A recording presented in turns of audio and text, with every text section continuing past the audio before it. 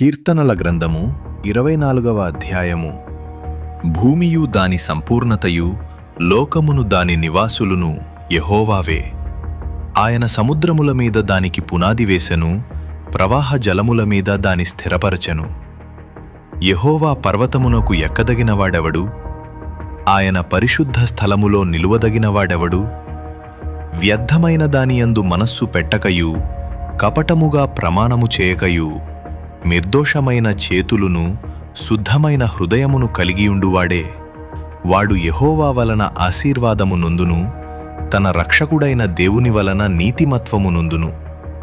ఆయన నాశ్రయించువారు, యాకోబు దేవా, నీ సన్నిధిని వెదకువారు అట్టివారే.